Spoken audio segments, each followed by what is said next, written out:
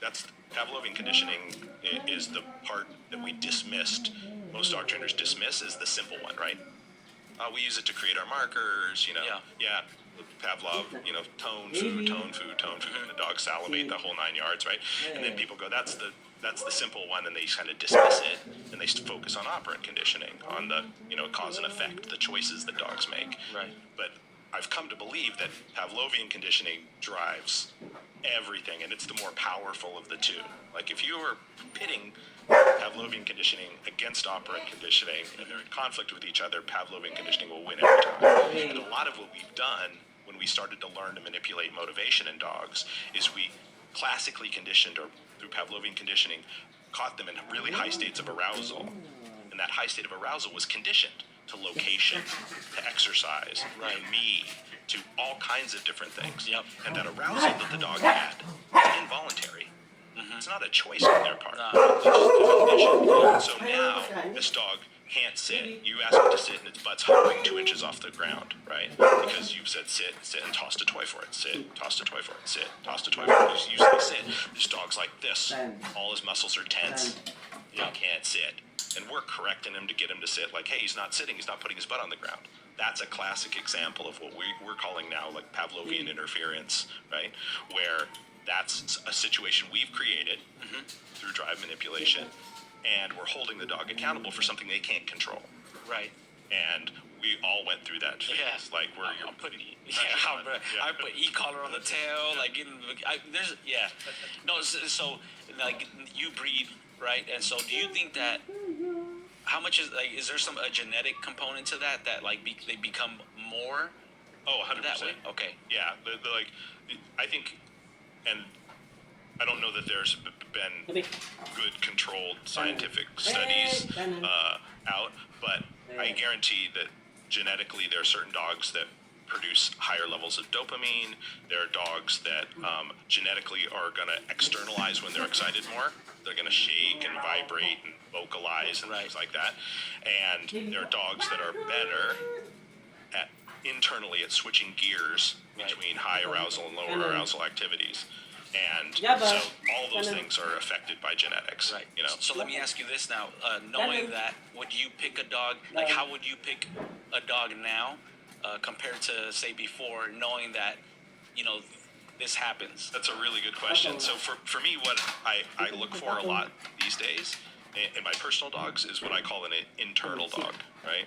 And these dogs can be sometimes difficult to make like modern IGP obedience. Right. People want really super flashy obedience with a dog prancing in the heeling and like tails up and wagging, like a lot of external energy.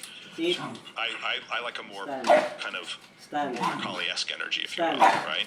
A dog who holds himself really well. Right. Like can contain himself, then when it's time to go, explodes. They don't lose any energy. This is what I call the classic internal dog. I like that kind of dog myself. Right? And so I try to select that type of dog, but you can't tell when. Yeah. What do you look at?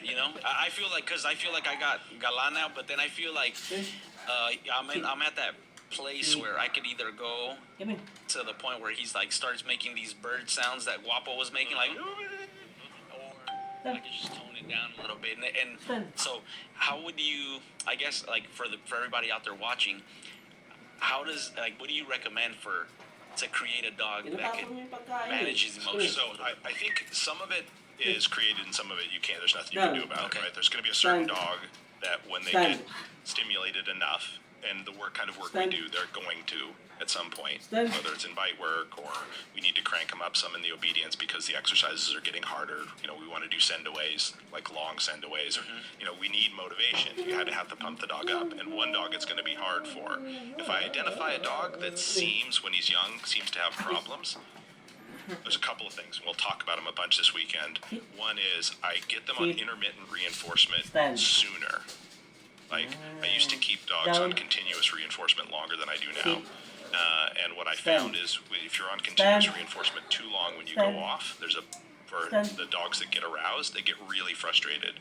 You get a lot of externalization from them. Can you break that down a little bit more to the people that don't really have the lingo down? Yeah, so when we're teaching a new dog a behavior, we are on what we call continuous reinforcement. That means every repetition of the new behavior is rewarded, right? You're trying to get the dog to understand. You're paying them for everything. I'm teaching you how to sit.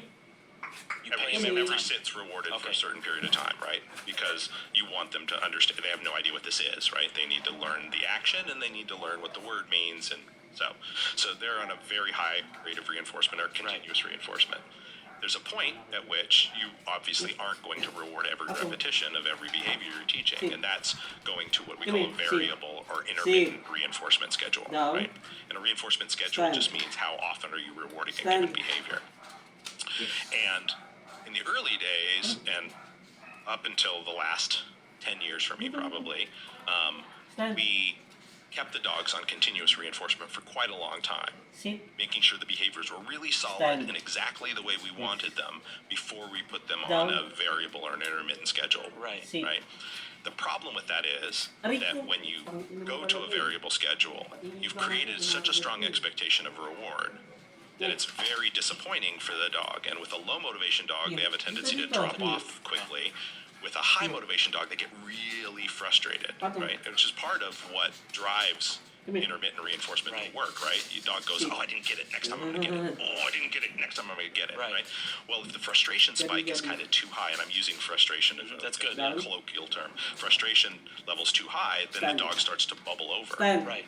And it's not necessarily a choice on their part. I have a dog that happens to vocalize a little bit when he gets really stimulated, right? And I can manage that vocalization by keeping him from getting too stimulated. Well, if I've kept him on continuous reinforcement too long and I come off, he gets really stimulated. And there's nothing much I can do about it. Like, he's going to get jacked up. And so then some stuff that I don't want may come along for the ride, right? He starts bouncing in the healing, and I'm trying to stop that, but it's really hard for him to stop because all this energy's bubbling out of him. And some dogs handle that better than others, right? Yep. Okay. Would you consider that arousal? Just Yes. Too much arousal? Yeah. Because of the continuous reinforcement? Because of the frustration of going off of continuous reinforcement. Now let me ask you this. So say you are paying this dog a lot, right? You continue, reinforcement. In the way that you deliver this reward, do you think that matters? Oh, 100%. Okay, so Yeah.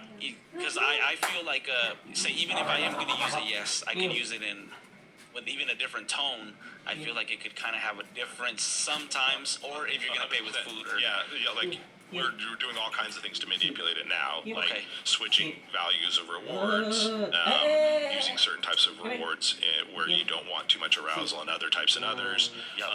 Whether or not you release the dog from the behavior, how much time elapses before you produce a reward is helpful too, like to prevent the dogs from getting like overly stimulated. Like, you release the dog and you wait 3 seconds and then you produce a reward in kind of a low-key way. There's lots of ways we're manipulating that now, where we're kind of controlling the arousal level as we go. But a big piece of that is I introduce intermittent reinforcement early. Even with puppies, I lure you into a sit, I reward you. I lure you into a sit, I reward you. I lure you into a sit, I don't reward you. I let you out of the sit, and then I do the next one. And I reward you. So I've introduced this idea. I'm not going to build this idea that every single time you're going to get rewarded. Right. It's kind of, it's ultimately it's the same process that drives free shaping, actually, right?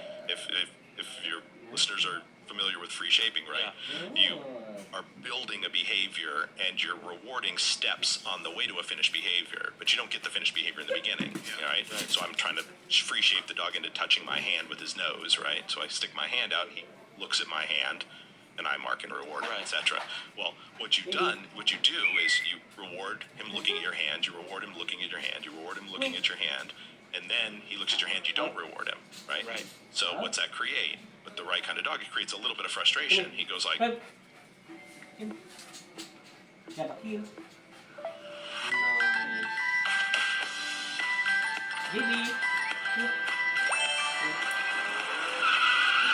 if it's your turn? Baby.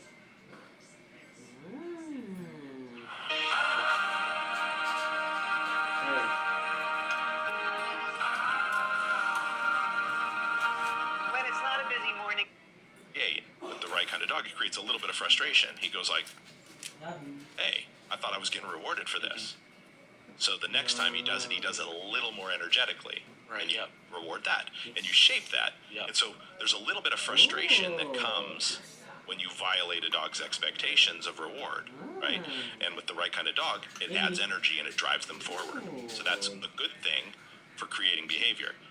If I have built too much of an expectation of reward, then the arousal that comes from the disappointment of not being rewarded sends them off a cliff. Now, and so then you have a harder time. And there's also all kinds of research that if I were on continuous reinforcement for 2 years, and then I try to reduce the rate, my dog doesn't perform as well. One of the things about intermittent reinforcement or variable reinforcement is it makes behaviors more persistent as well. That means when the dog doesn't get rewarded, they don't quit on you. They're like, oh no, next one. Oh, next one. For sure it's going to be the next one. And you get a behavior that's what we call very resistant to extinction, right? And I assume that the point where you come off of continuous reinforcement to intermittent depends completely on the dog. Correct. I want to say, like, I say I'm doing it early now, Right. and just because I've shown the idea to the dog doesn't mean they're not still getting a lot of rewards. But if I had a really motivated young dog and the dogs, all their energy in the work was really good, their focus and concentration and engagement was super good, and they learn really quickly, then I'll introduce more of that sooner. If the dog if you're struggling to hold the dog's attention, and the dog's kind of going through the motions and not putting good energy, then don't come off of continuous reinforcement yet. That's not the dog's not ready for that yet. Right. You need them committed more to the activity. Do you think there's a place for like no reward, like literally just make them do something and not pay them for it? Oh, I absolutely. Yeah, it's essential, especially for a competition dog. Okay. Like in companion dog stuff, you can always give the dog some feedback, right? Somebody could always go, "Oh, what a good boy," or whatever. Yeah. But that's